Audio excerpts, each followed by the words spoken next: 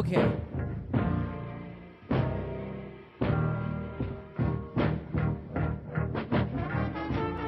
Oh, sorry about that.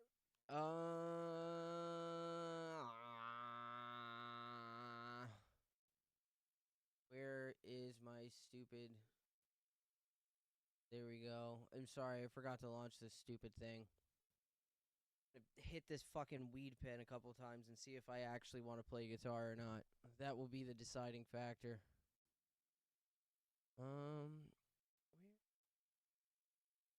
Where's Animes even open at? It's not even open. What up, Fur?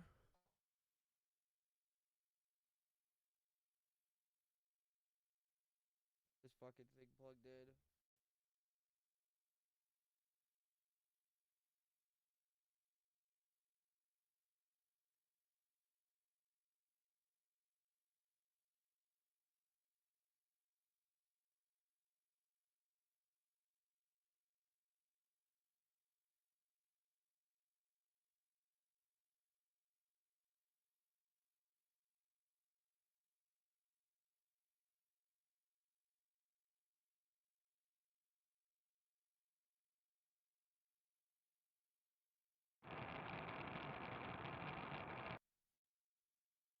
So much noise in that fucking signal chain.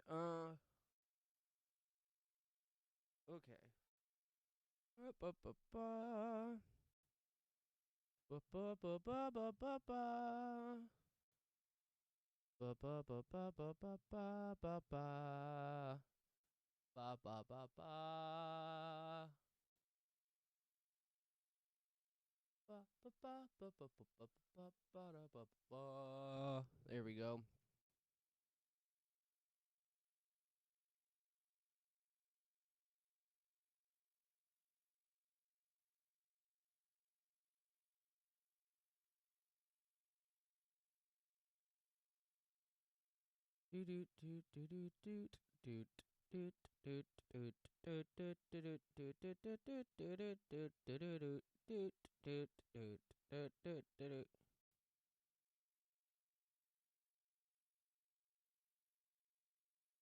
It's 5:30 in the Arvo here down in the land tomorrow. 4 cans in because Mersh is gone.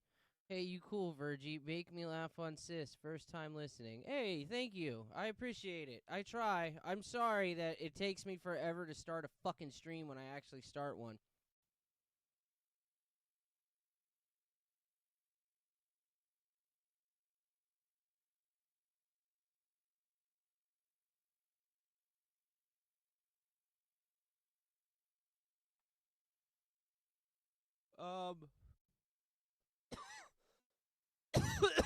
Fuck. Let me, I don't know, man. Put something on the screen while I'm fucking getting high.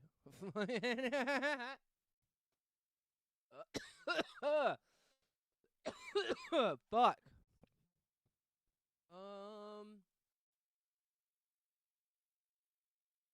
Nope, not that one. That one. What is this fucking notification?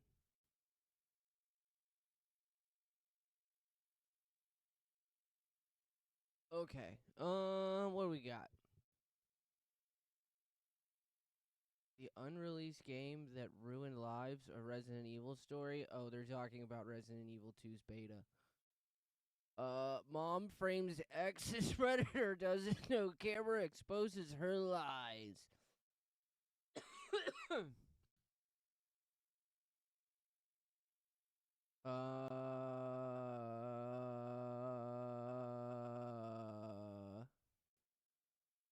Ooh, what is this?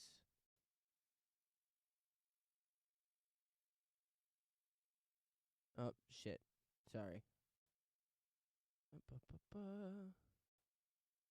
Telling me about this recently. There is a mod coming for, I believe it's a mod coming for Resident Evil 3 Remake, where I'm sure you can guess what this is. It is, wait, there's a few videos. It is adding new areas. Well, it's adding areas that were in the OG that were supposed to be in the remake. But yeah, let's check them out. Let us check them out here.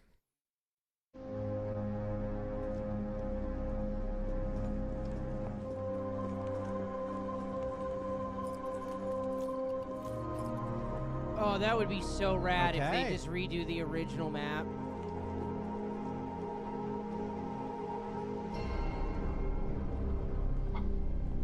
I'm not expecting this to be much, but anything is acceptable. Modders sometimes do some crazy stuff.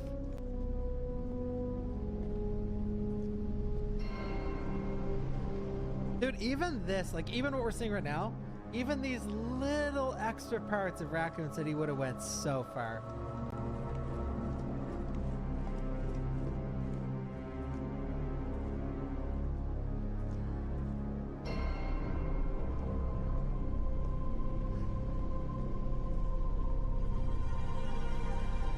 Okay. Oh, hell yeah. No way, we're going down. Is this supposed to be the area that leads to the bar? Yes. It's the bar area, dickhead. Green We all shirt know it. zombie?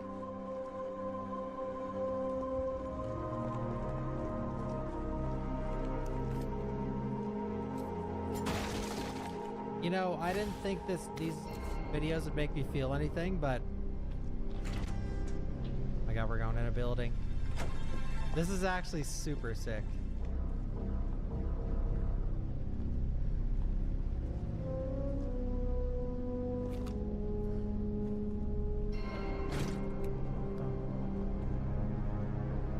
Incredible, man.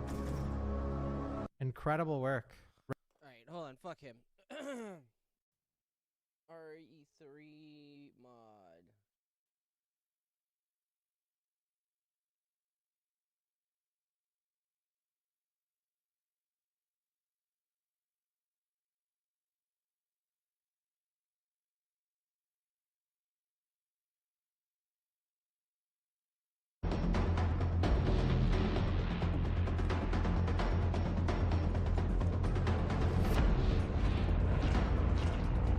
Wasn't this in the game?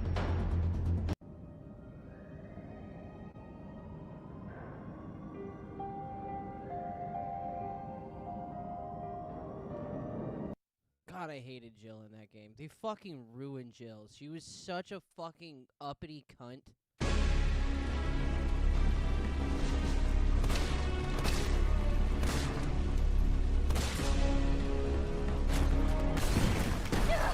Good move getting rid of fucking Nemesis right at the beginning of the game.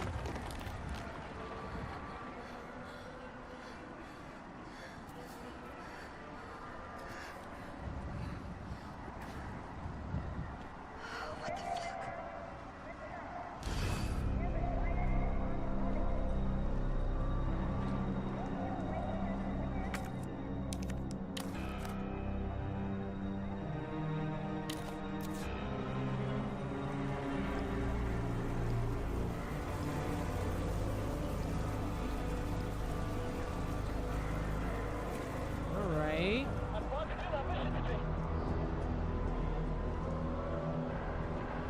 Bro, this looks so rad. The Resident Evil 3 remake was so disappointing because Resident Evil 3 is my favorite of the originals.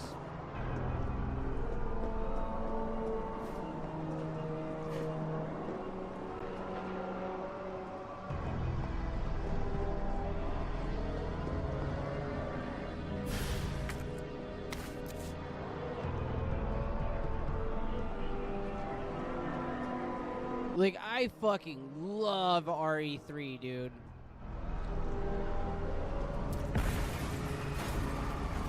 Mainly because it was, like, the one I had. I had one disc of Resident Evil 2, so I could only ever play Claire's fucking run-through. Because a friend of mine broke his fucking Leon disc, or he broke his fucking, yeah, he fucked his Leon disc up, so he had to fucking get a new one. So he just gave me the fucking, he just gave me his old Claire disc.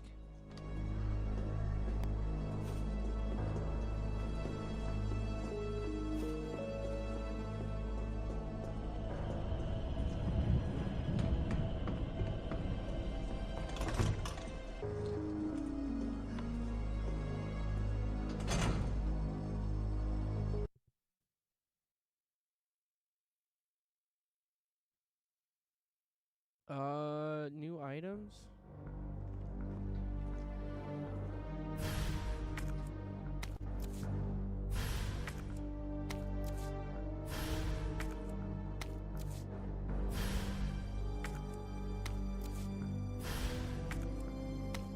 Oh shit.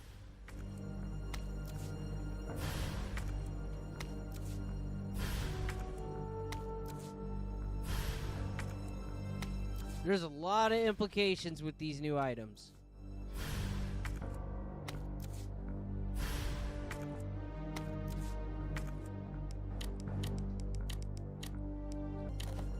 Sorry.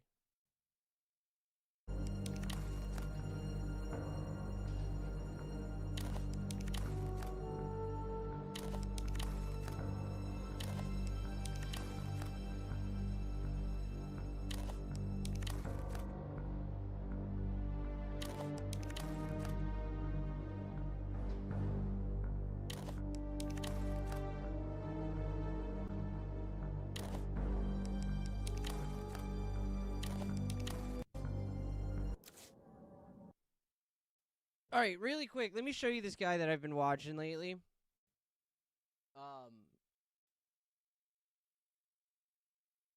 I don't know if any of you guys already know about him. This guy, Jason Graves. If you like normie fucking like retro game content, if you ever liked Angry Video Game Nerd, I did not. I've never liked Angry Video Game Nerd. I thought it was dog shit, retard, fucking terrible content. But anyways, if you like any of that shit, Jason Graves fucking rules. Where's that video I watched that he did on Final Fantasy 2?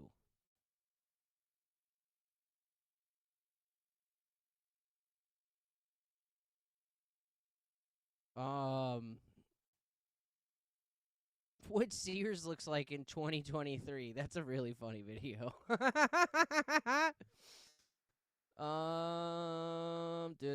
And he doesn't do just retro shit. Like, he does talk about modern games occasionally, but it tends to be within context.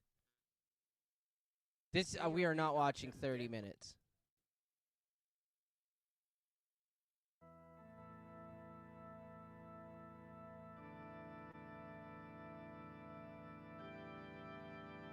I only played Resident Evil 1 and 2, and I haven't played any since then. Jesus Christ, date yourself some more, nigga.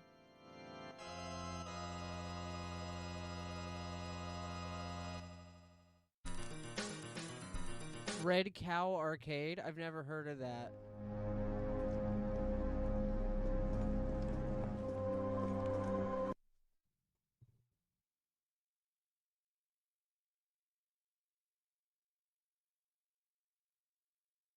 Are they... Okay, it's pre-recorded stuff. So I guess he's just been on it? Anywho, yeah, dude, I like this guy. He's a fucking... He's a goofball.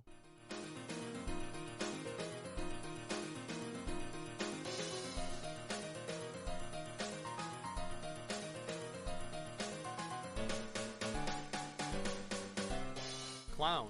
Noun. A comic entertainer wearing a traditional costume and exaggerated makeup. For my entire lifetime, for your entire lifetime, possibly your parents, the clown had a closer association with classic horror than the traditional make-you-laugh court jesters of old. Just a few years ago, they were all over the news. Reports of terror on towns across the globe spread like wildfire. For hundreds of years, the joyful, jovial, jaunty beings had their places in monarchical throne rooms. They would do their shtick before plays. They would march in parades, throwing candy to kids. Our traditional stereotype is derived from their appearances in traveling circuses. When and how did this invert? Today, clowns are a closer association with vampires or zombies than they are with comedians or entertainers. Is it their supposed childlike innocence? Because you know that can work both ways. Spend any time with any kids and you'll know that they'll match innocence with equal cruelty.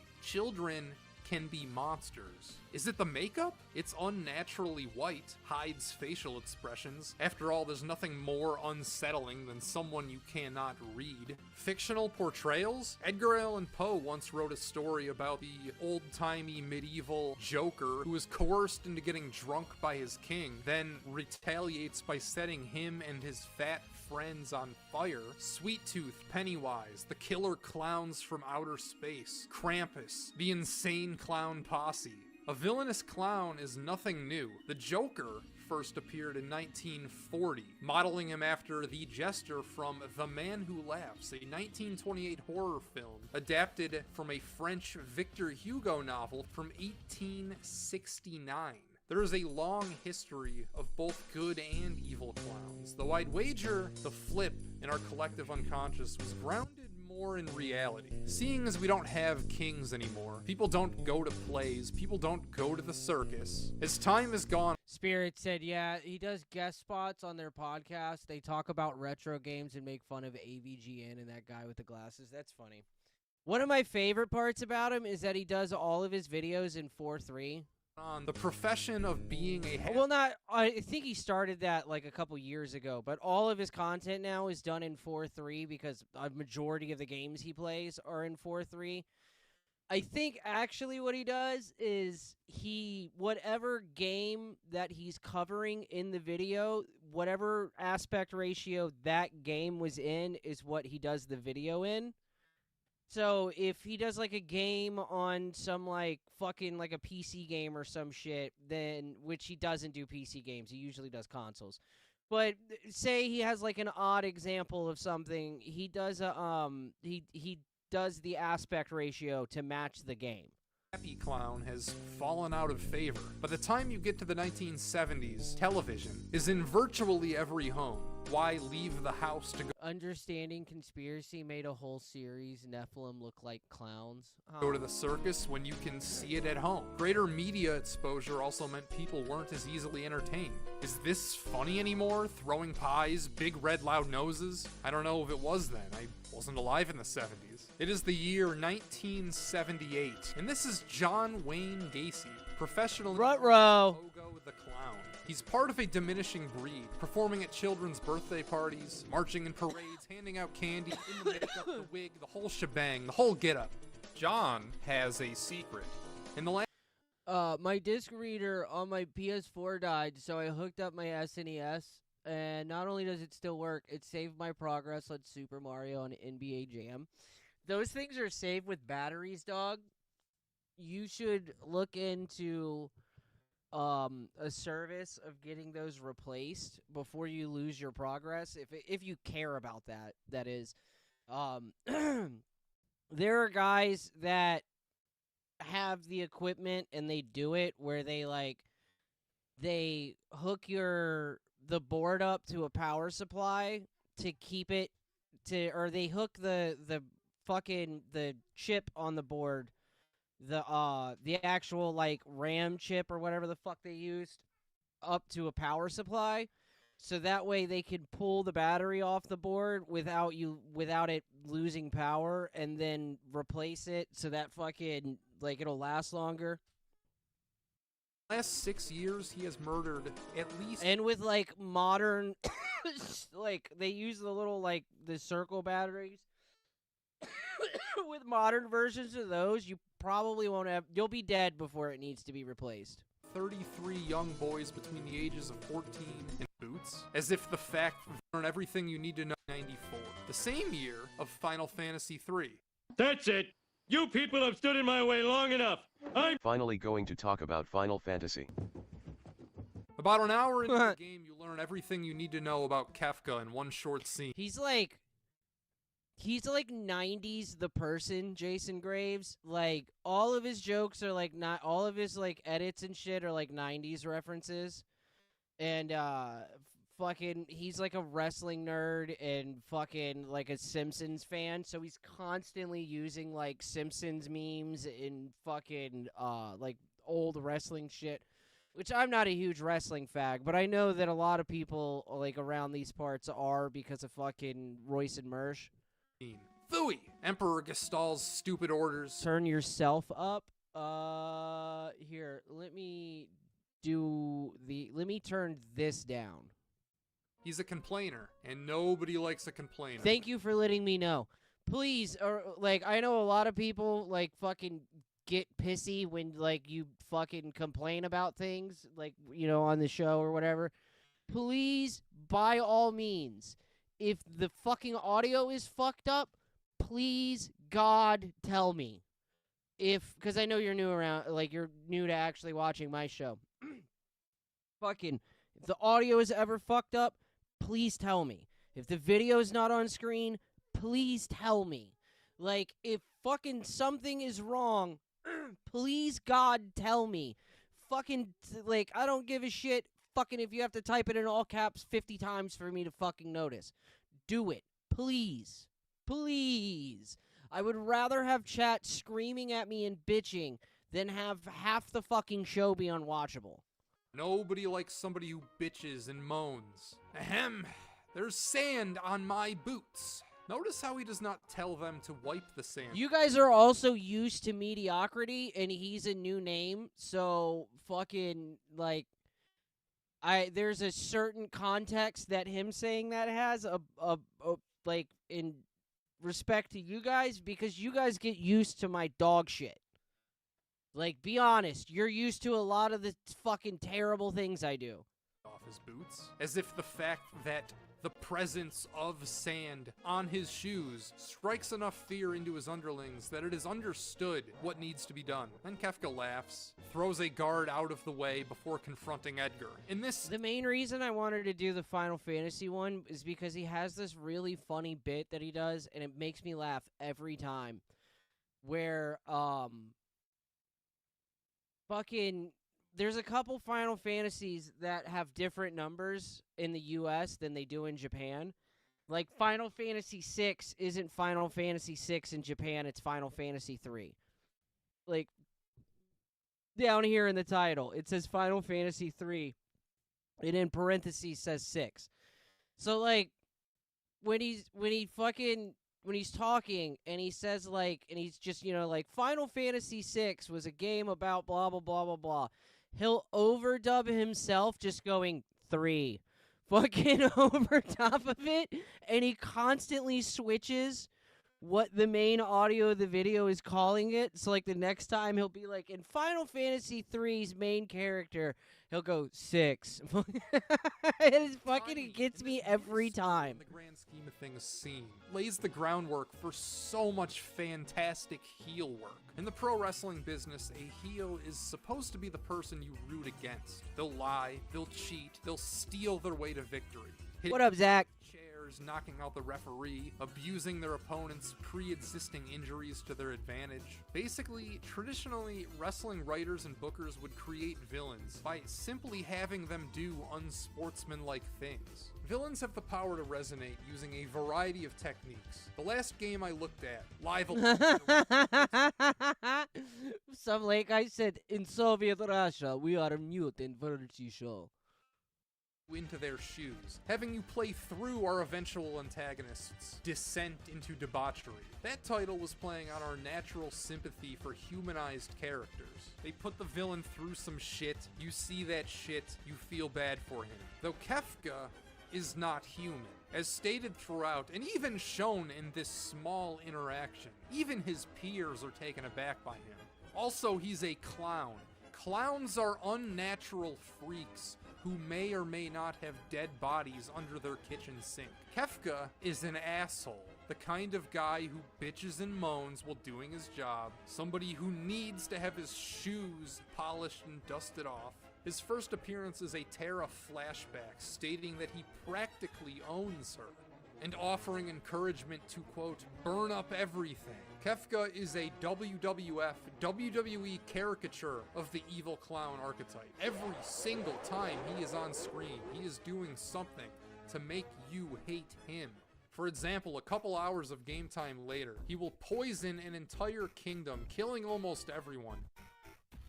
including the wife and kids of one of our controllable heroes. It is arguably the most villainous, most heinous, most graphic thing he will do, though my attention drifts away from that and goes to the equally impactful work done to his character on display when Cyan and Sabin confront him. You see, Kefka is chicken shit.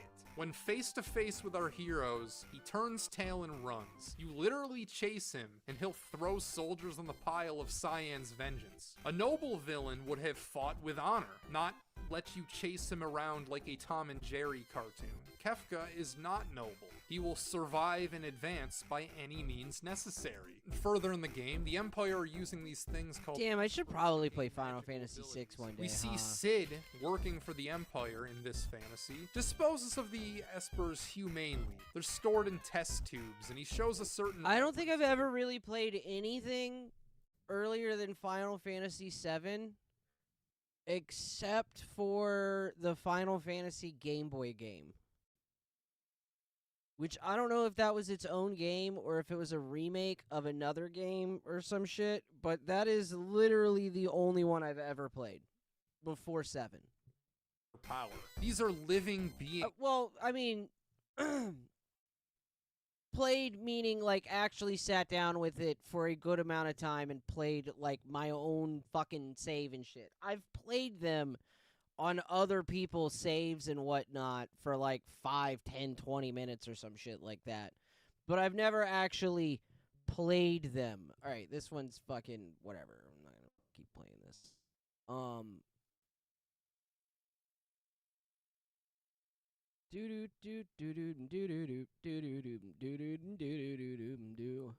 This one was pretty fun. Oh god, it's 2 hours. What the 10 worst Nintendo 64 games are. I sat down, I hunkered in, and I finished all of them. Because are you even really a gamer if you've never finished this mysterious anonymous game? But you're gonna have to stay tuned to see what this is. It's so obviously Superman. Mathematically worst.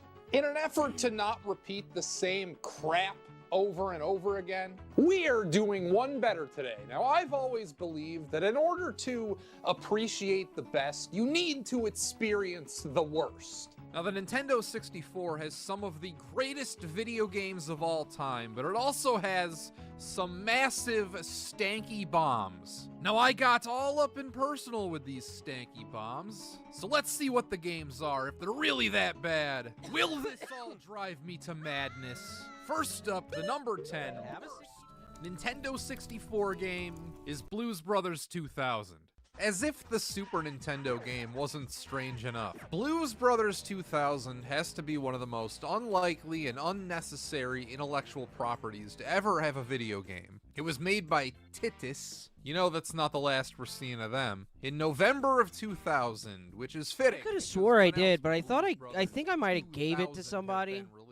The movie, believe it or not, is the only old console I have is my fucking before this game. Now I guess, because I don't know where the fuck that 64 went. I have a PS3 that's just been chilling forever now that I haven't done anything with.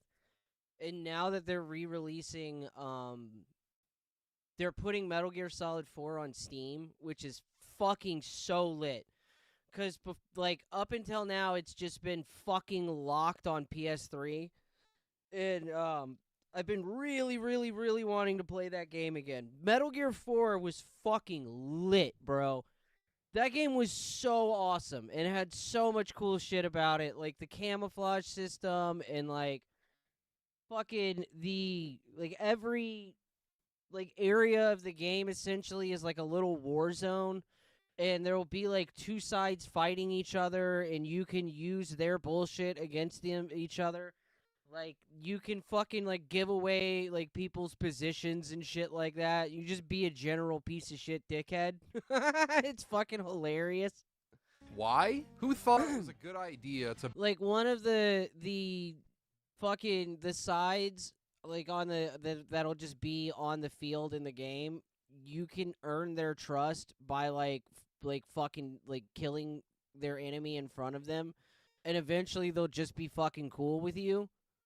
base a 3D Banjo-Kazooie-esque collectathon platformer on a failed, not well-received movie from over 2 years ago. That would be like releasing a top-down roguelike on Switch 2 now, based on Indiana Jones and the Dial of Destiny. What a horrible idea.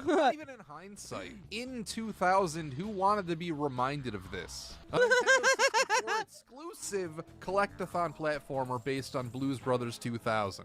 This shouldn't exist. It doesn't sound real, yet here it is. Yeah, I if was you just shocked at told me- how not shit. If you just told me that on, like, that there was a Blues Brothers 2000 game for the 64, I would have thought you were fucking with me, dog. It was? It is, but also not. Obviously, this was a budget release and contains all of that cheap game stank. This stock annoying boing sound effect playing every time you jump, for example. Oh my god, that is I got stuck horrific. in a tree at one point. In one of the stranger quirks, this was consistent. Sometimes the next area just doesn't load. I'll walk into a doorway or an open area, and then nothing happens when it's supposed to, forcing me to walk out and then back in again, hoping to trigger the transition. Our opening cutscene is hilarious if you're familiar with the movie. So you're sitting in jail, receive a postcard telling you to take care of this kid, with a developer cameo on the stamp, because that makes sense. Trusting the guy in prison to take care of some kid. Then, unrelatedly, you jump out of bed and state, "The Battle of the Bands is in less than 2 days. I've got to get out of here and get the band back together." Before a guard says, "The warden wants to..." I was not into Metal Gear Solid that much. I was more into Splinter Cell. I had all those games and I loved it so much. Those games taught me patience. I love Splinter Cell too. I tried to go back and play the first one again and it did not hold up, dog. Woo, buddy. That one is bad. But like some of the later entries definitely held up. I loved Splinter Cell. It was great. It was a fantastic fucking example of a stealth game. And like between the two, Metal Gear or Splinter Cell, Splinter Cell made Metal Gear look like a fucking action game. I mean, it is. They're both action games technically, but you know what I mean. Like the fucking persistence and depth of the stealth in Splinter Cell was so far beyond Metal Gear's. It was fucking, like, ridiculous, dude. Like, Splinter Cell had, like, a light dark system. Metal Gear, you could hide in a cardboard box. Like, so, like, when people tell me that they preferred Splinter Cell over Metal Gear, like, I can totally understand why, like, immediately. I totally, like, some people will, like, argue with that shit and be like, fuck, Splinter Cell's not nearly as good as Metal Gear. Like, man, like, the story? Like, and they'll immediately start talking about the story, and it's like, yeah, that's what we're talking about here. We're not talking about gameplay or anything, but whatever. No, I could totally see why somebody who had played Splinter Cell looked at Metal Gear, was told it was a stealth game, and then laughed.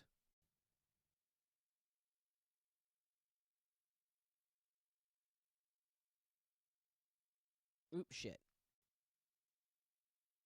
Well, oh, hold on. This is the one this one's really funny. Hated it. I hated every second playing it. It might have been, it didn't matter. It wasn't too difficult, but it also wasn't a cakewalk either. It was an adequate challenge, I would say. I game over it a few times, but I don't know. I think this might have been a good composer away. Like, if this had some awesome renditions of those songs, I think this might have been a hashtag hidden gem. I know, call me crazy. It's obviously like a stanky little game, but it's a stanky little game I had fun playing through. So, Blues Brothers 2000, it's not that bad, but the next game though, man. Hold on to your socks, because the next one is something fucking special. Earthworm Jim 3D is special because normally when a game sucks, It's because the people who made it were incompetent, or they ran out of time, or those pesky publishers got in the way of the developers' plans. But not here. You see, incompetence is accidental. This was deliberate. Earthworm Jim 3D is an evil, mean-spirited cur. Every decision it made was designed to make nay, your life worse. It is a thief of joy, devoid of empathy or compassion. It doesn't misunderstand fun, it rejects it. If Hitler had a favorite video game, it would be this. Boredom is temporary, rage passes with time, but the atrocities Earthworm Jim 3D commits will serve as an eternal reminder that life is suffering. I absolutely loathe this game. I hated it. I hated every second playing it. It might have been one of the most painful playthroughs I have done for this channel, and I've reviewed hundreds of games. I've reviewed hundreds of crappy games. Many of them, like even most of the games I've reviewed are absolute trash, but this was a special case. It highlights the difference between dicking around and seriously committing to finishing something, because normally, once you realize something sucks... Hold on, I just want to make sure. Oh, I forgot I can just click on donations. A Swift said one of the coolest little tips of the Cap Easter eggs I've seen in a game was in Ghost Recon Wildlands when they did the free Splinter Cell DLC, and Sam laments how the stealth genre is dead. And then he tipped another 5 and gave me a link to it.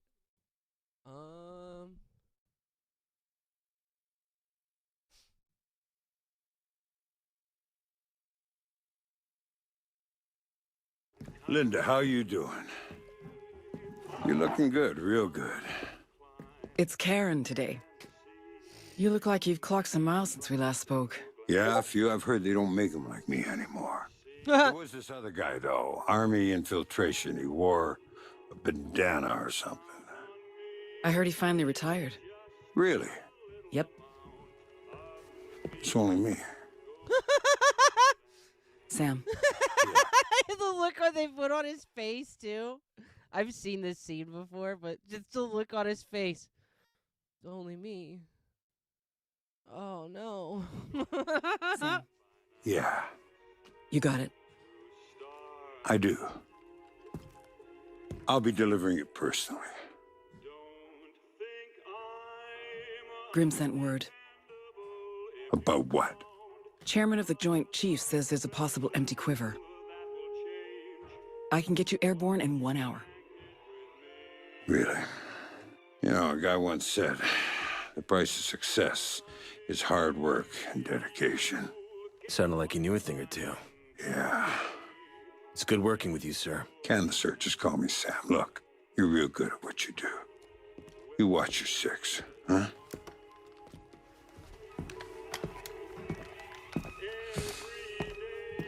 An hour, huh? That's right. You got any coffee? This is Bolivia. Of course there's coffee.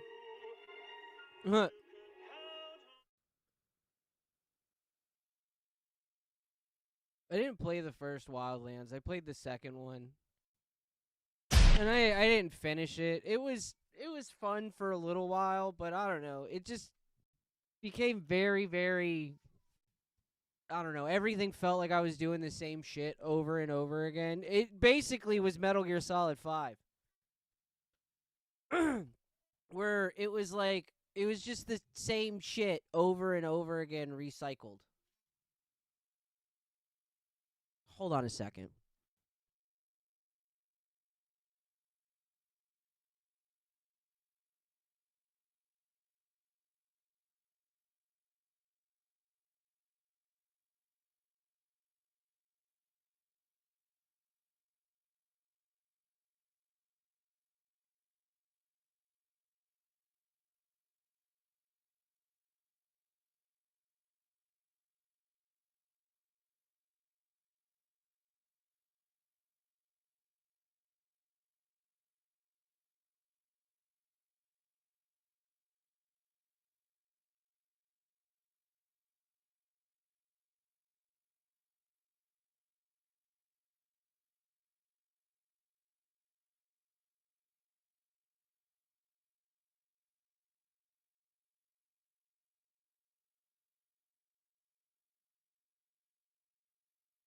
Sorry, a child was having a fucking meltdown.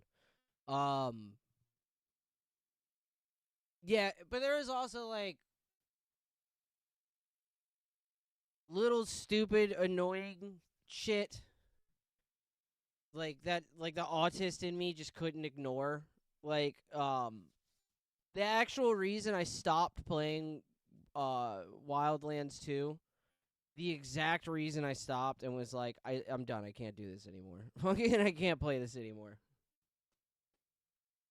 Was when I noticed that when you use a fucking, in that game, when you use an EOTech, right? They have the classic fucking EOTech in there, and they have it with the magnifier. When you flip the magnifier up, the reticule stays on top of everything. So, like, you can see the reticule in front of the fucking magnifier as it flips in front, or as it flips into place. And it drove me fucking insane. Because that means these lazy fucks, that means none of the reticules are actually in the fucking, in the fucking, optic. They're part of the HUD. So when you aim with the fucking, with the EOTech, what's happening is you're not actually looking at a reticule in a sight. The game switches your reticule to the EOTech's reticule on the HUD.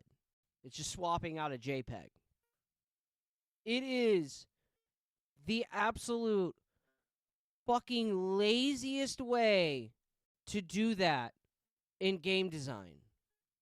It is the laziest, easiest fucking retard shit. It's like shit I would accept from somebody fucking uploading their shit to itch.io.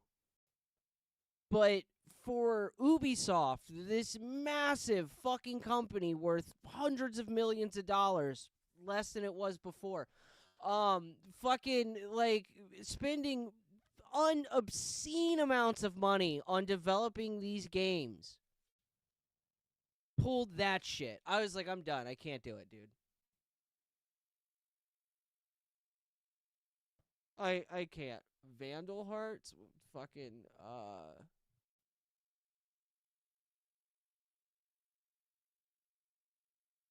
goddamn chat.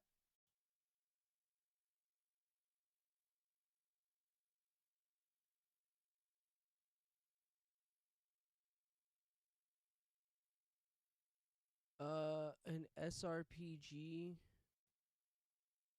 Sorry about that, babe.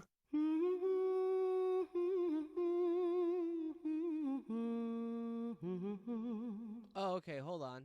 Let's see. If it's on the PS1, then fucking, there's a chance, Jason. And it's a fucking, nope, there's no Vandal Hearts yet. If it's on PS1, there's also a chance that Jason Graves has fucking reviewed it.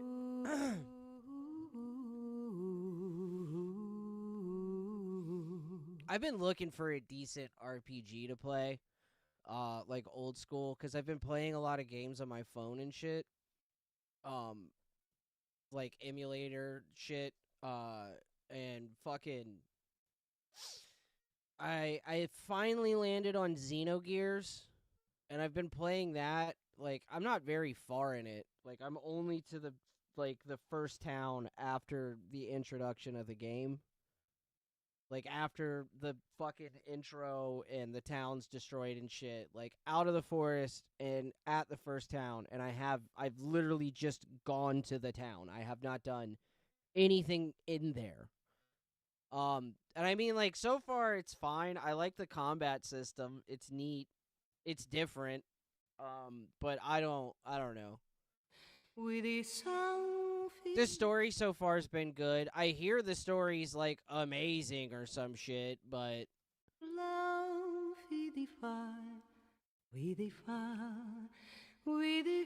fuck it, play Chrono Trigger. I am eventually. But like, I was trying to find something. Recently, Vandal Hearts won a very tight. I was trying to find something that not everyone fucking talks about. You know what I mean? Like, I could have just played fucking Final Fantasy 7 or 8 or tried to play 9 again. I really don't like 9. I really, really, really do not like Final Fantasy 9. I cannot stand that game. Pull race for my next RPG to cover. It's been in my collection for around a decade, so I'm pretty happy that we finally got around to it. It's also worth noting that there is a Japanese-only release for the Sega Saturn, which apparently did get a translation patch, but for the purpose of this review, we'll be focusing on the Sony PS1 version, which I did play in my Mr. FPGA. Vandal Hearts is a turn-based tactical/strategy RPG that was developed and published by Konami and released on the Sony PlayStation in Japan on October 25th of 1996, and in the United States on March 27th of 1997. The story. The gist of Vandal Hearts is a story of politics, governments, uprisings, betrayals, power shifts, and a touch of the mythical. JRPG Thousands shit. of years ago, a holy man known as Teroa the Messiah traveled across the continent of Sostagaria, spreading his teachings and religious words. Upon his passing, his descendants rose to power, forming the Asha dynasty, which was a combination of religious and military powers. Over time, the citizens became resentful of the leaders due to their supreme power and unjust rulings. In steps Eris the Sage, who put together a beastly army that was able to wipe out the Asha dynasty, and thus dissolved the monarchy. From the ashes rose the Republic of Ishtaria. Those behind the uprising took command, except notably Eris, who kinda disappeared. Weird, huh? Anyways, flash forward again, and the Republic is now weakening, and the Minister of Defense Hell Spites has put together an anti-terrorist squad known as the Crimson Guard, who is going around and putting to rest any resistance to the Ishtarian rule. Now steps in the main character, Ash Lambert, part of the 3rd platoon of the Ishtarian security force. He and his crew do some things, and shortly thereafter they become a bit suspicious of the happenings that are going on within the government. And as usual, I don't like spoiling things, so from there, I'll let the rest of the story unfold. I will say this, however, the story in general is engaging and pretty easy to follow along with, which for someone like me who could become a bit lost as numerous names and plot lines get introduced, I certainly welcomed it with open. It's good for me because I'm retarded. So it's a tactical RPG. That's cool. I like Personally, those. I think they're good. But I've seen plenty of naysayers pick apart things like the environments, the lack of movement in the environments, poor textures, in the backgrounds of the battles and cutscenes, which admittedly can be weird at times. Are we floating in space here or something? I don't know. But in this era of gaming, I typically do prefer higher quality 2D and or a mix of 2D/3D, since most of the 3D graphics did not age well from this generation. I feel like the sprites themselves get the job done and have a wind down to keep Ash alive and destroy all the enemies, with the occasional boss I mean, battle. it's a tactical RPG. I get it. It's fucking like if it's done well, it's kind of hard to fuck this up. Vandal Hearts is the lack of variety and replay value. Much like the case of something like Shining Force Gaiden or CD, there is no overworld or true town exploration. The game becomes very routine, and I do like the deviation of said overworld and town exploration to spice things up a bit. Like I touched on earlier, you are unable to revisit battles, which essentially makes you unable to grind. Aside from promotion choices and buying weapons, items, and armor, there's really not much in the way of decision making and branching paths. And even the weapons, armor, and items purchasing isn't much of a choice as money is extremely abundant throughout most of the game, aside from maybe the final chapter. Heck, even the promotion branches aren't much of a choice. I actually found that it wasn't too important to have much variety between said promotion classes. For example, I turned Sarah into a monk/ninja, and honestly, she was just okay. I probably would have been better off just keeping her on the bishop trajectory as I did with Huxley, who pretty much became an MVP in my squad, while Sarah, as a monk, with, obviously having higher attack and good range, but lagging behind in the spells, kinda fell off as the game went on. I also did not even choose a heavily armored class path for any of my swordsmen, and I didn't miss a beat. Which then brings me to my next point. The difficulty of Vandal Hearts is average, bordering on too easy at times. Sure, if you want to 100% each and every battle, that's a different story. And by that, of course, I mean obtaining every item, slaying every enemy, and suffering no losses from your own party. But in general, the difficulty is lacking throughout the entirety of the game, sans a few battles, and it's extremely lacking in the final chapter of the game, which was a bit of a disappointment to me. I think the major issue is that the mage classes just become too OP as the game goes on. Spells like Roman Fire and Salamander just completely tilt the battles in your favor the further you go along. And yeah, I don't care. I like easy tactical RPGs. I just want to do something with my fucking hands for like a couple hours every night. This is perfect. Thank you for recommending this. I'm gonna pull up the page on my phone. Like, I'll just find the ROM right quick and pull it up on my phone and just leave it there so it will remind me. Vim. Vimmy Vim Vim. Vim.net Vim. Vandal Hearts. Oh, there's a second one too. That's cool. Yeah, thanks, dude. I'll keep that up on my fucking. I got it open on my phone, so the next time I open my fucking browser, it will remind me. Hell yeah.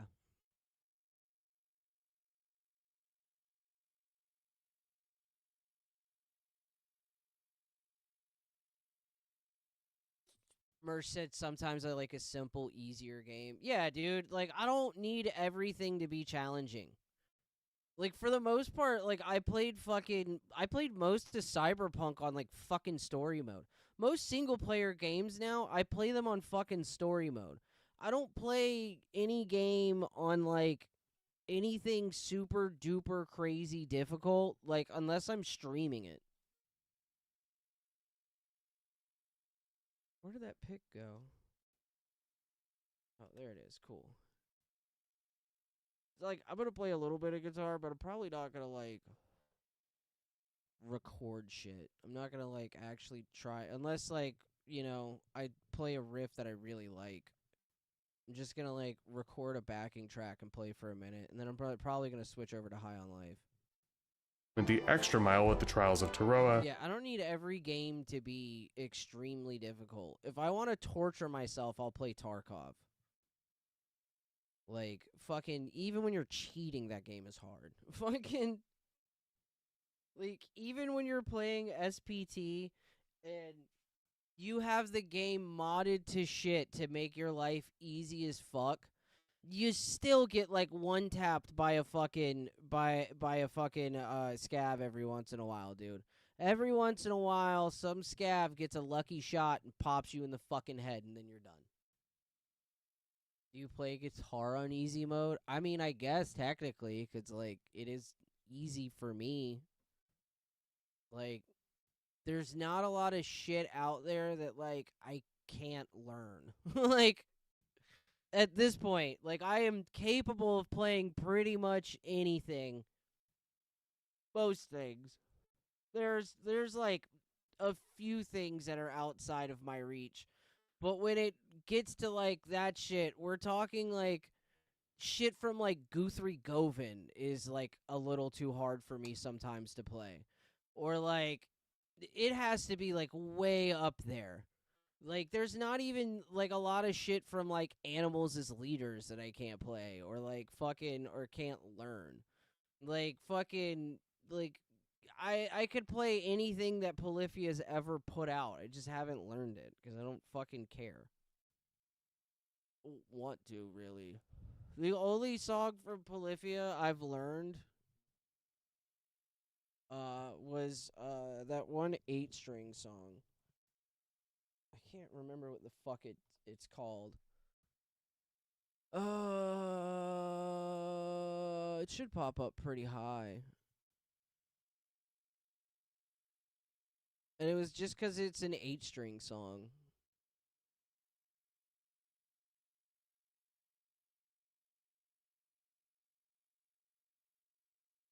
Okay, god damn it.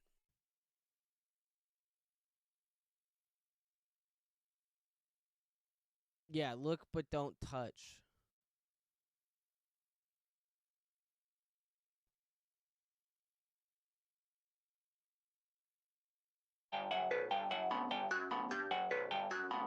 This stupid ass song. Actually, you know what? Fuck it. We'll do the guitar playthrough.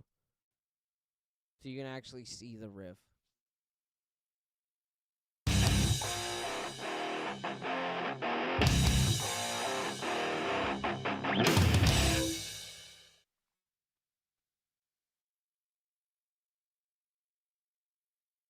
I'm Scott LePage.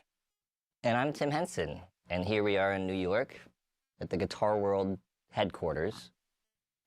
I didn't see you there.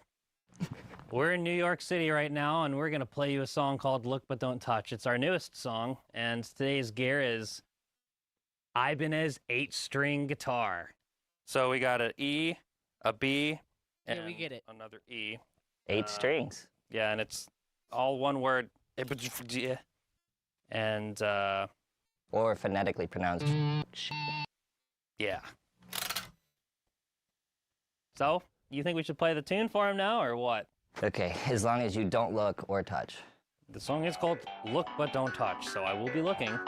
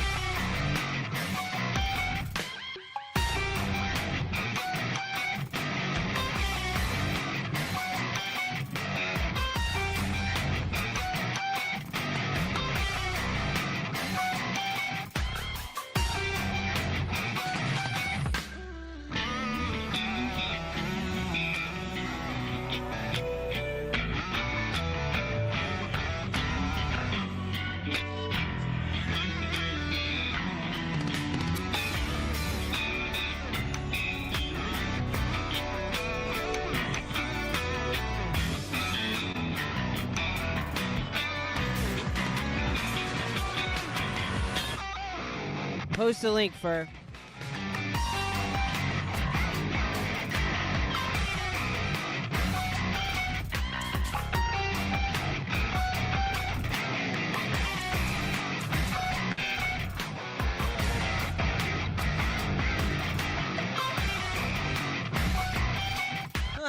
Weed said sorry. Were you bragging about being able to play this? No, I was saying this is the only song from Polyphia I've learned. They have other songs that are much more difficult and, like, not this.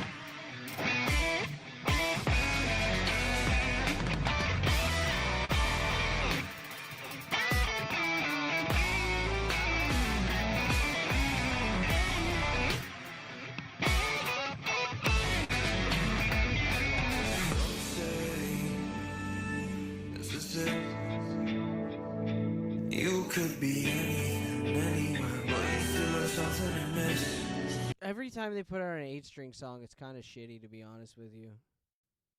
This is the last one they put out.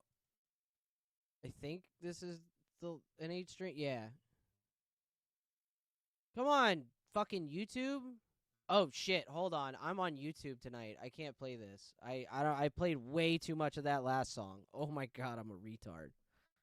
I totally forgot I was on fucking YouTube. Fuck. Hopefully my stream didn't get taken down. Fucking YouTube? Oh shit, hold on. I'm on YouTube tonight. Okay. Yeah, I can't play any of this. We can't be doing any of these things right now. Oh, fuck.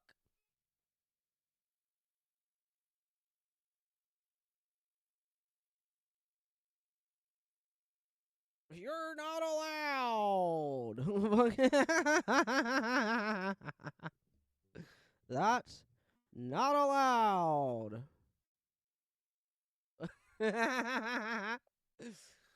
right.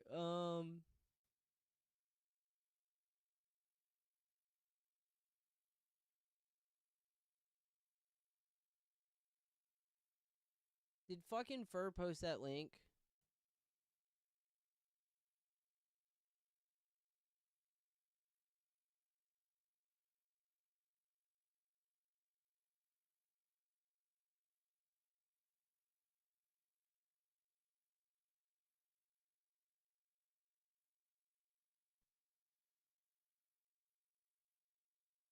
Okay.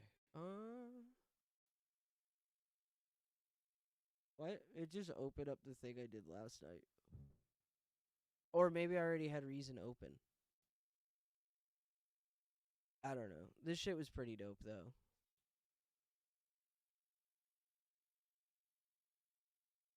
It's gonna be loud. I bet it's gonna be loud.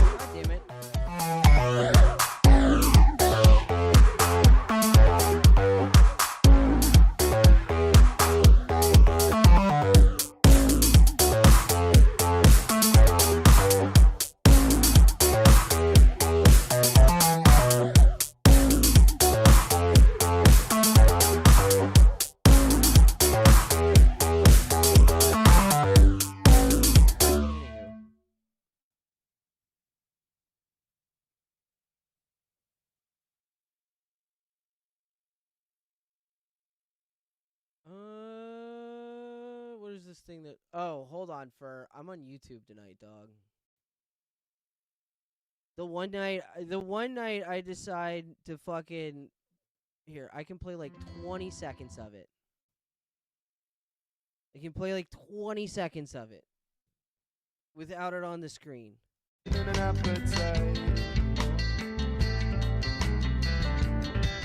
Yes, I like it. I already know I like it. I see the eyes around me.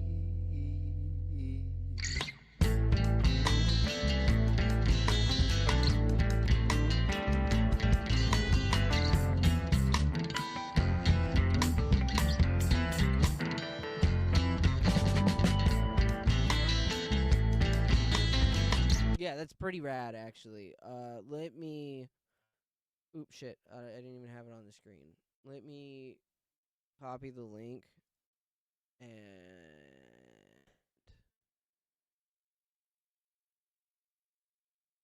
put it over here. There we go. It will get played tomorrow. Or maybe I'll just kill the YouTube stream before I leave and then play it if I can fucking remember.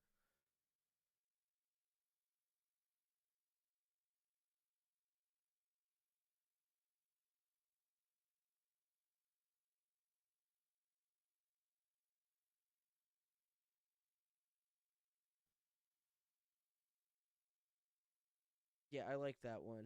That stupid bass riff is pretty rad.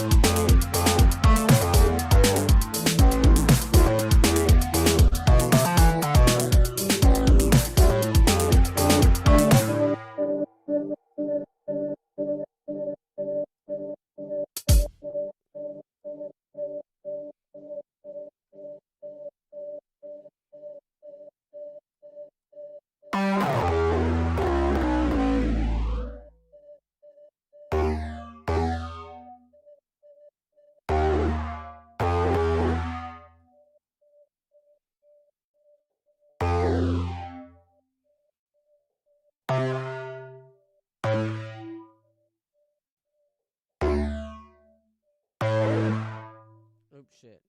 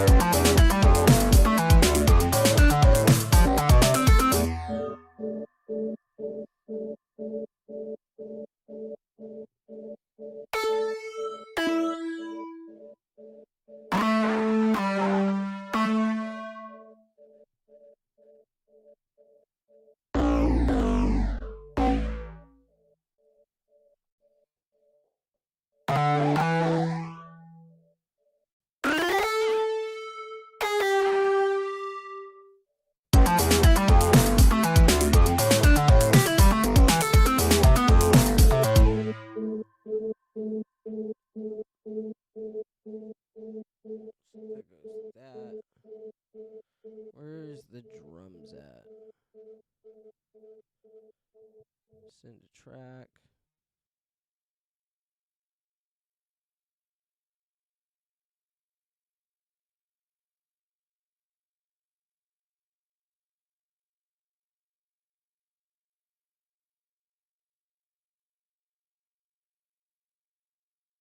And then I think it's like 4. No, it's 3. Pass that. Send a track.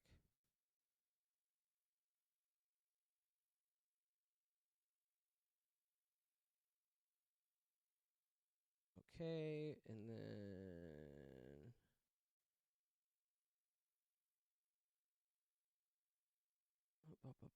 what was it called? The thing, the sound pack. It was Osmium something. There we go.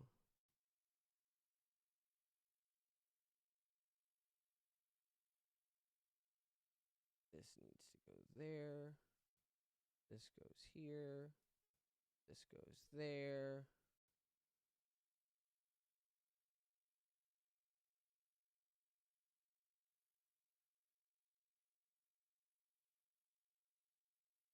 Okay, I don't care.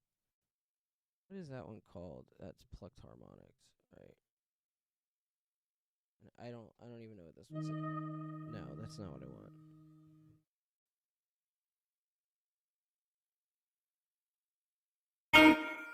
Wow, that's very loud.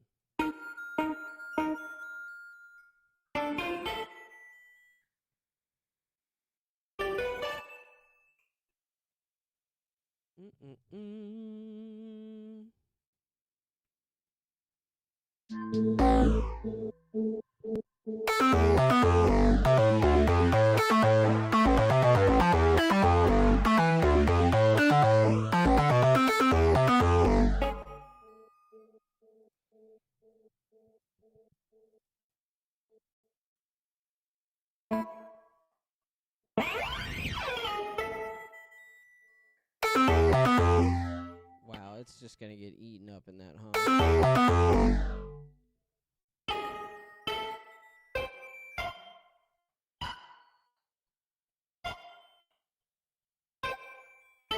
I just wanted to see if I can even hear it. No, it's just getting fucking eaten up in that big ass fucking. Probably have to go with like a pad or something there to fill that space out. There's this pad wobbler jam.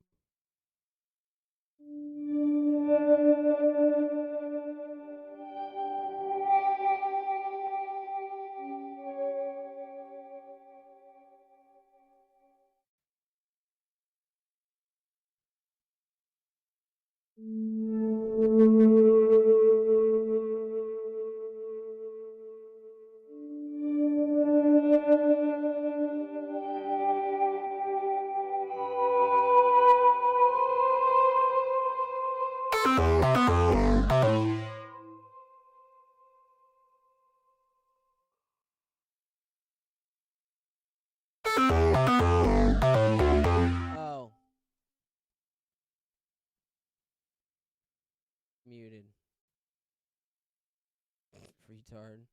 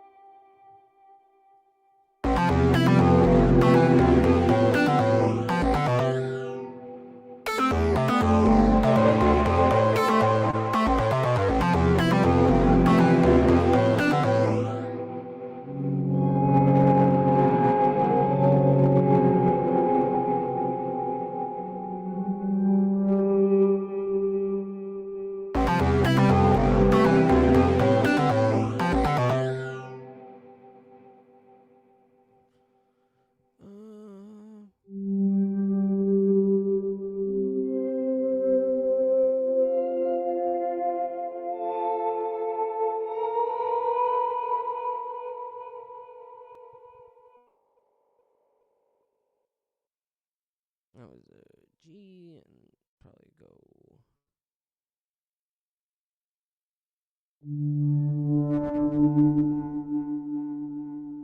I don't know why I didn't just do it the same way I've been doing it.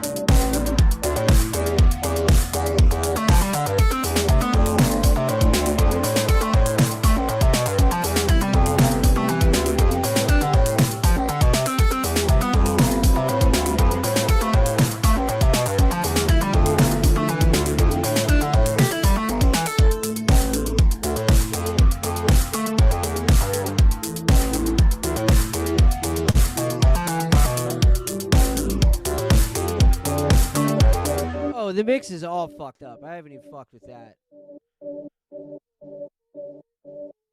I just knew that fucking lead, like, even with this all fucked up.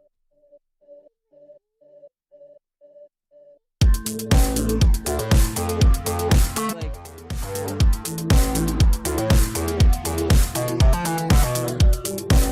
that definitely needs to happen.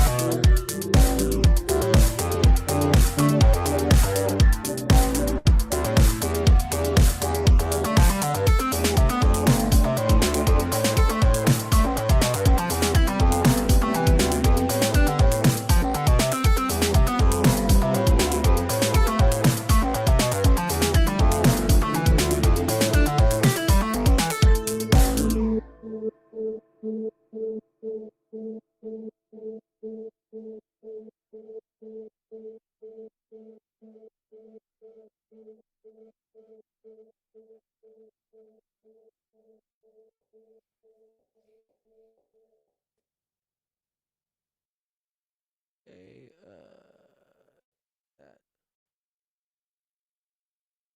Go.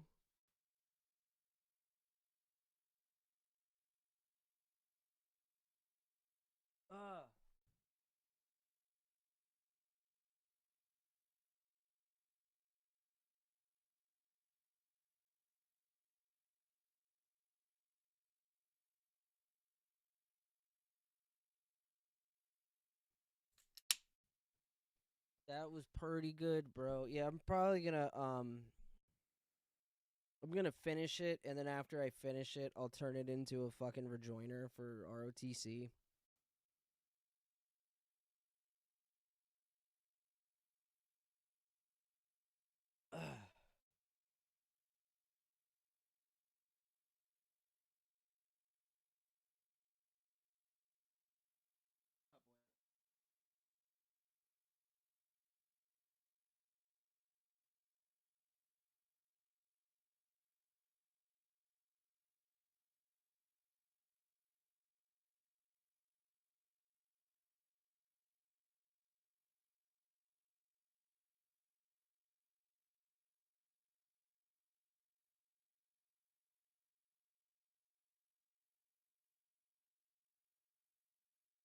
Um,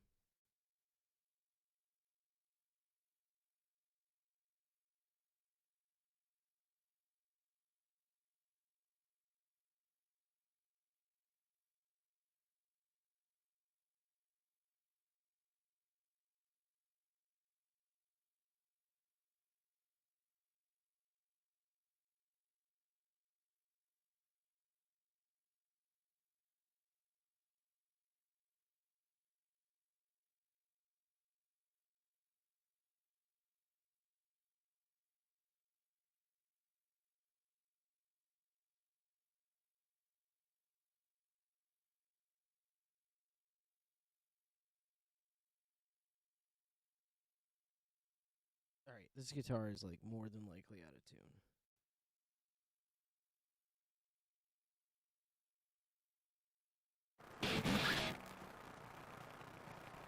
Hold on, it does this every once in a while where I just have to fucking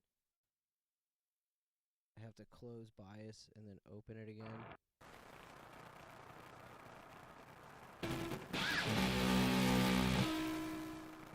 What the fuck?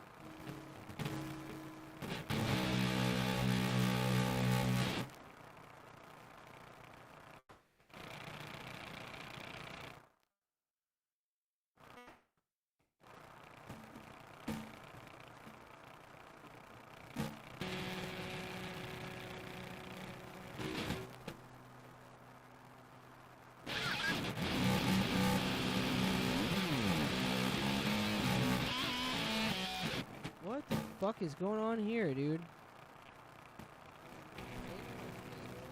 Not situated right?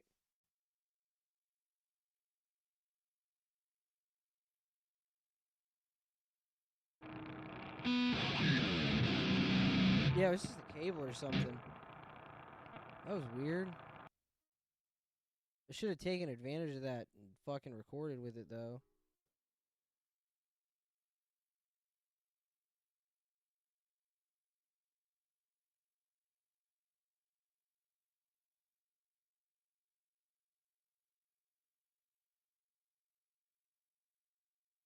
Dude, what are you...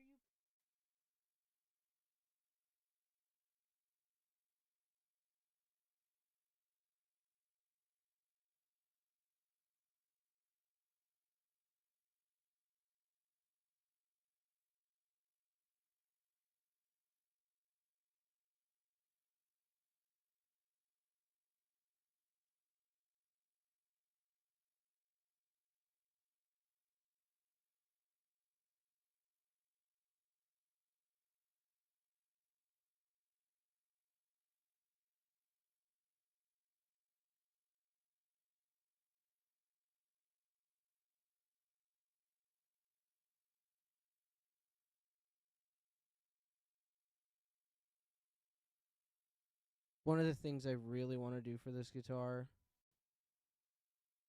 is get new tuners. I really want to put locking tuners on it. Like, really, really bad. Like, the tuners are, like, the worst part about this guitar. They're just old as shit, and they, like, slip and stuff.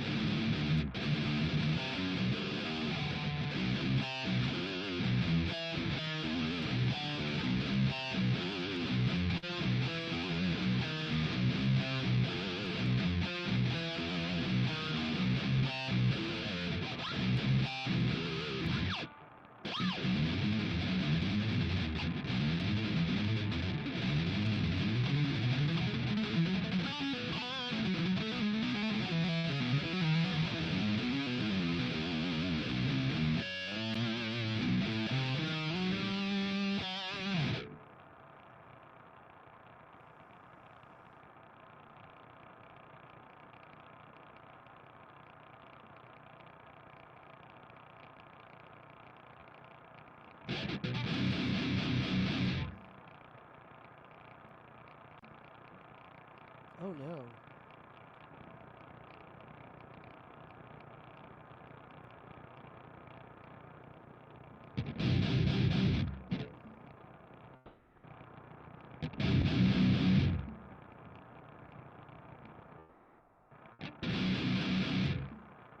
I'll just leave it the way it was.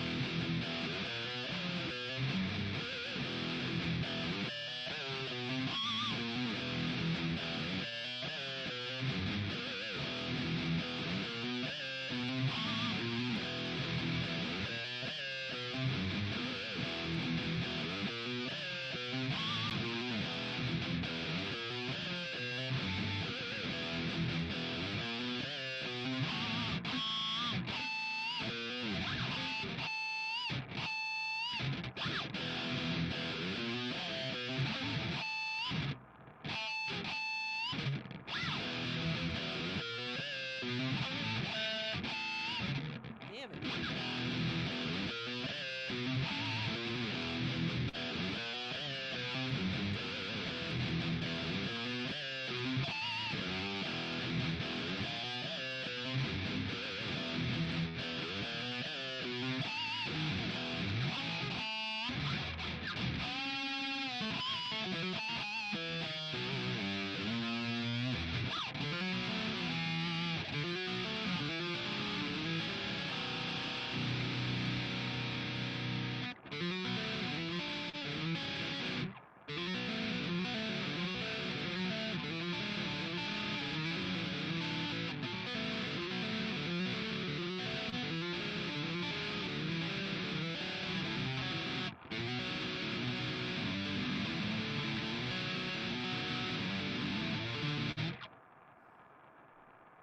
Let's find a good clean tone.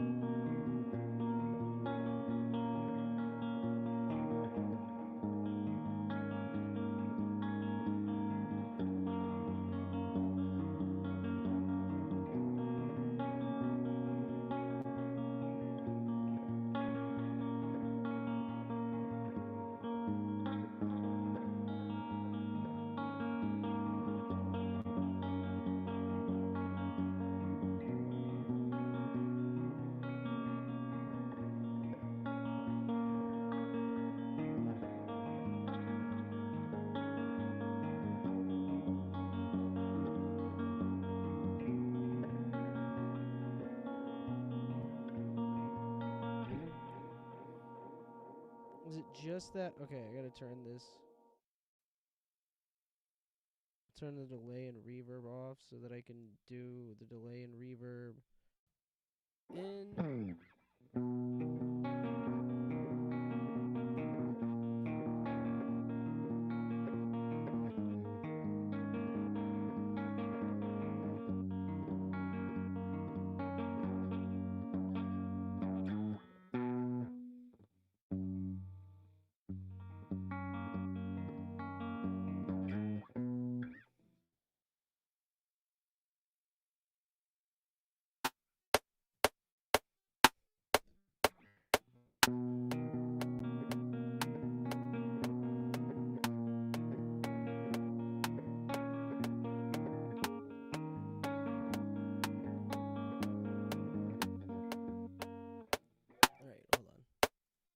First of all, I gotta add the fucking audio track to begin with.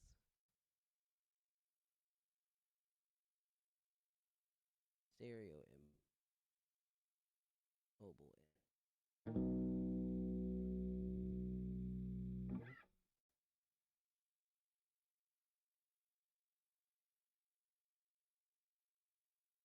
in. Fucking Big Buckers said Virgie practicing for that Hog's Breath gig. Hell yeah. I'm on a fast car. I'm in a fast car. And we're both lesbians with fingers around in a fast car. Then I'll finger you because it's really hard to eat a girl out while she's driving.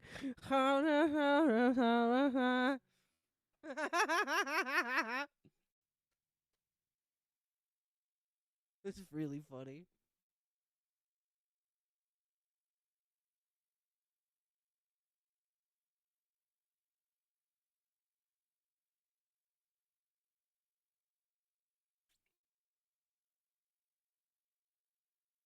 Hold on, let me go fix my child's TV for you.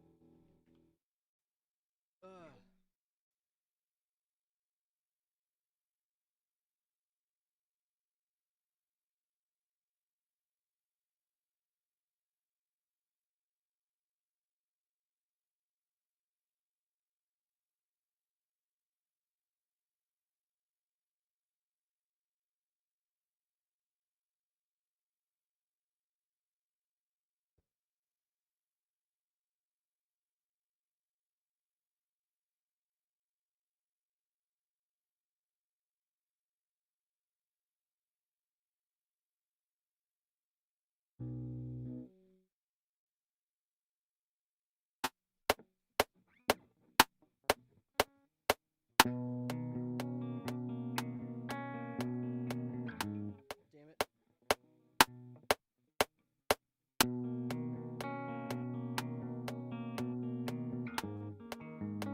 That's not the take.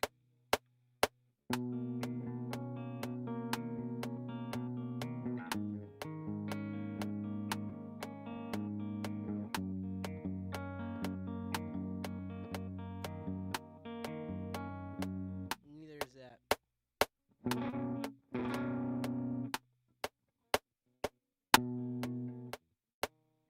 Get your fingers right, dog.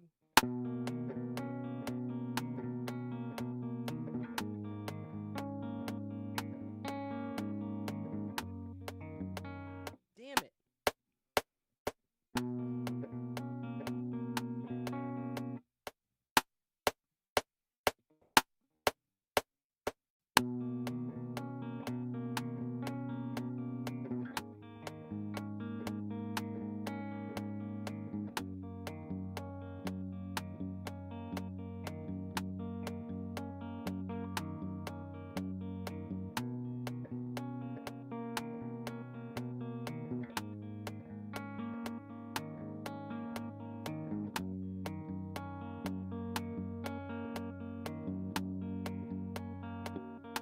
damn it.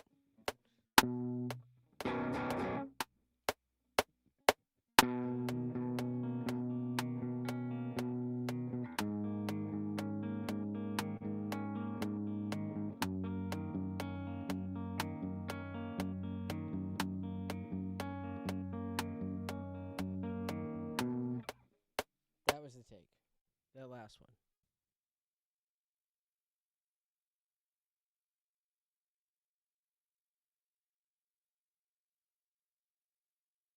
Took long enough. Jesus Christ. And we're just gonna loop it, because fuck it.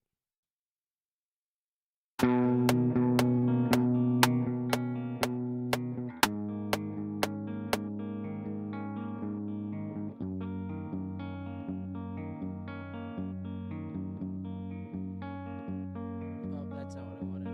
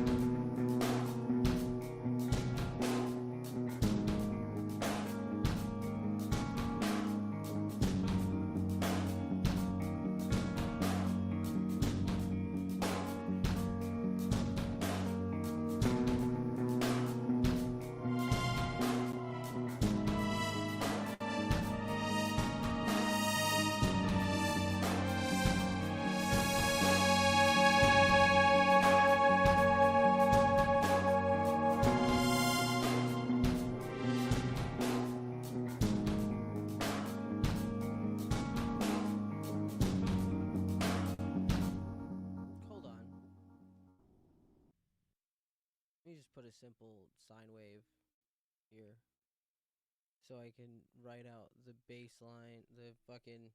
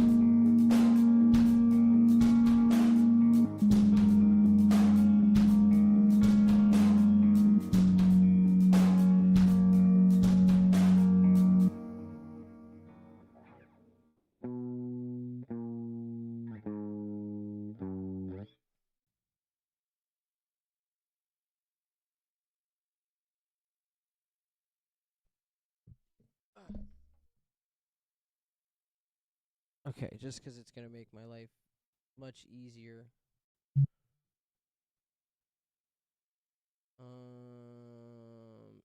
Exit this.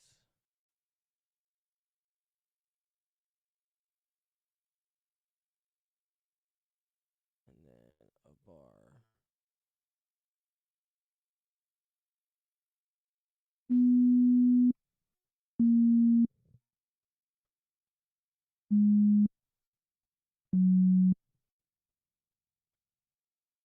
Okay.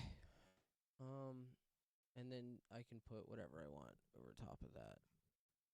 So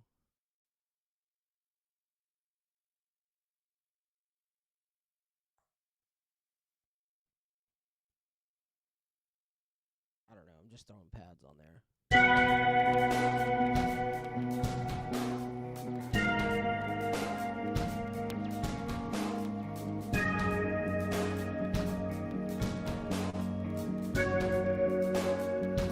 Think it's B minor.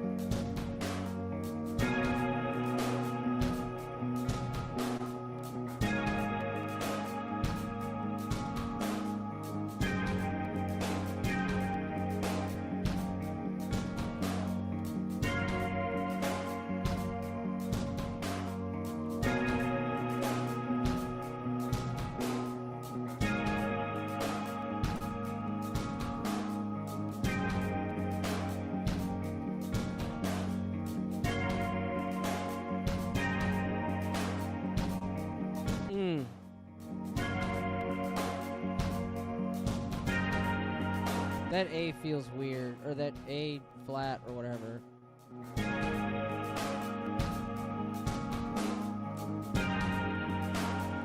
Yeah, there's it. I don't like it. Hold on. Let's just do this. Instead of fucking with all this jazz. Continue. Let's just send this to track and then fix that one chord. Because the rest of it sounds fine.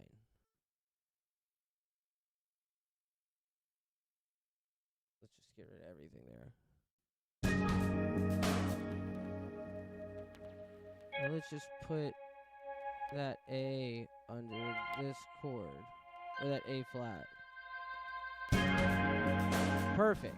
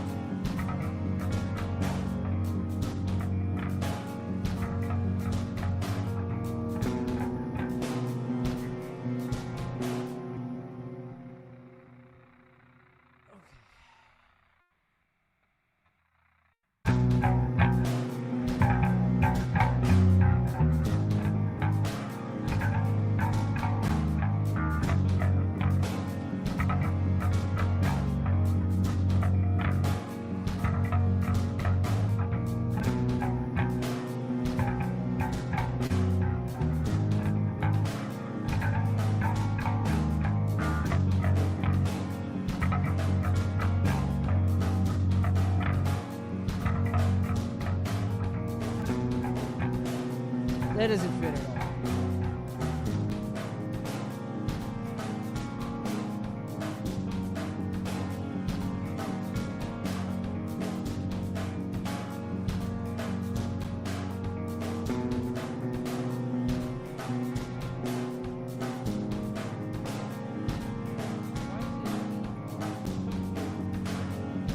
That also would explain problems.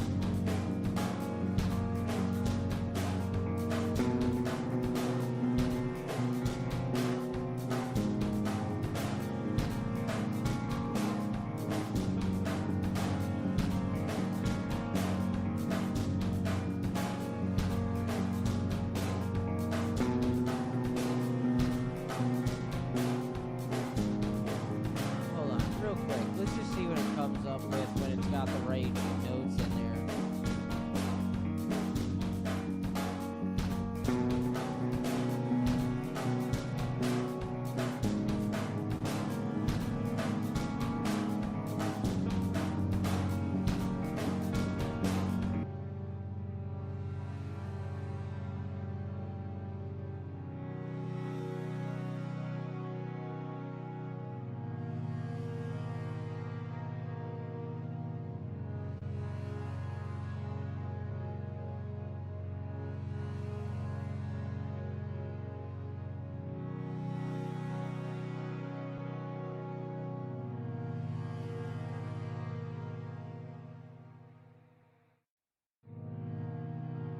That is right, though.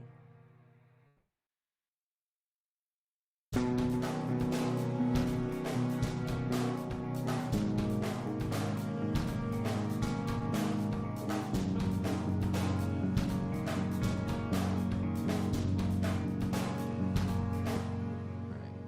And let's send those to track. Alright. And then I'm going to... Where is that? Base ribs. Patches.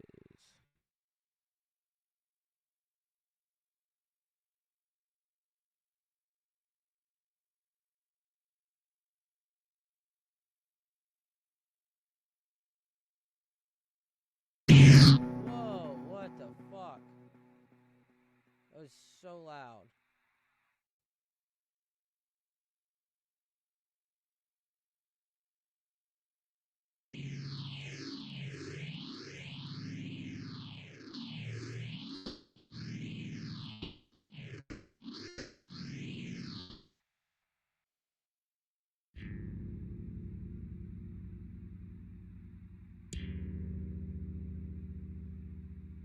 Okay.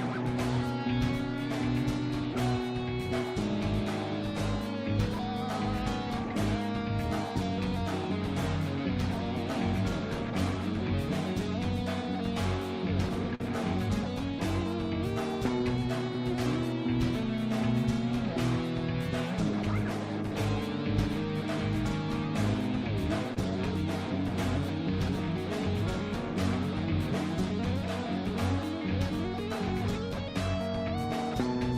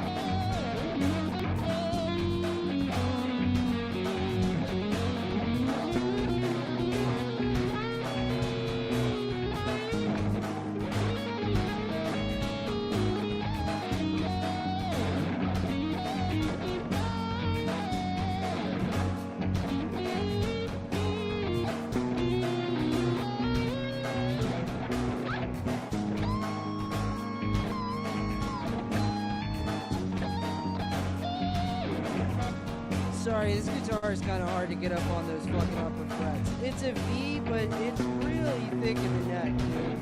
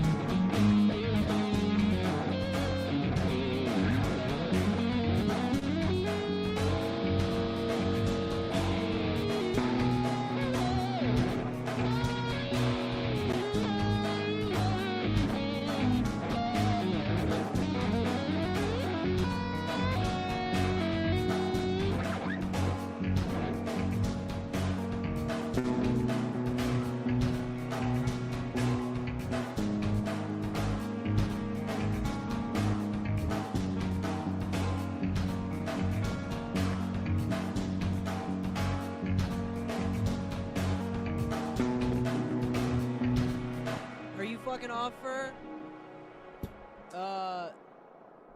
Peace out, buddy. I appreciate you. Fur tipped $1 because he's a very generous man. It said, be wise in the way you act with outsiders. Make the most of every opportunity. Let your conversation be always full of grace seasoned with salt so that you may know how to answer everyone. Colossians 4:5-6. Wow, it's almost like the Bible is a great guide to live by.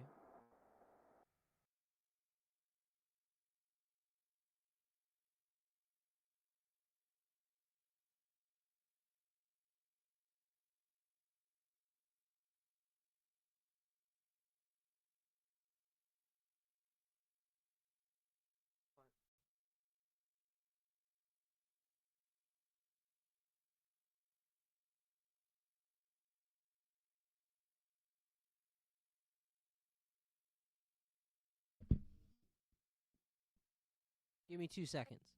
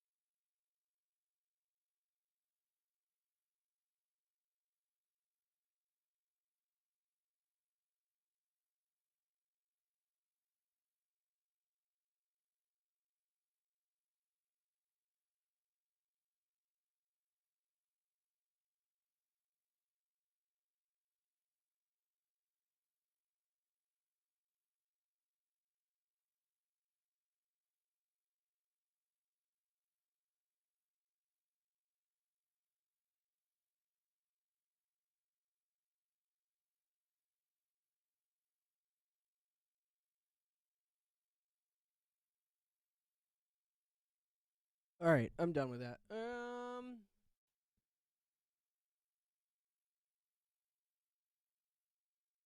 Look, I would hang around longer, but I have a child that will not go to fuck to sleep. Oh, Brandon Saw bought 5 beers and said, could you record a shitty guitar track for my band if I sent you the track? I mean, I'm not against it. Like, if you send it and I don't have anything, like, I don't know. It just, like, I will listen to it. And if there's something I can record to or put to it, I will. Yes. Send it to me. John M. bought 3 beers. Oh, never mind. That was yesterday. Or the other day. So, yeah, I would hang out longer and play High on Life because I really want to play High on Life. But I have a child who will not let my fucking wife go to sleep, and I really need to go take care of that. So I'm going to fuck off. I will be back tomorrow, hopefully doing a regular show. Probably not, because I can't seem to fucking make that happen. I appreciate you guys. I'm gonna go kill myself. I'm just playing. Please don't call a wellness check. Please don't call a wellness check. Please don't.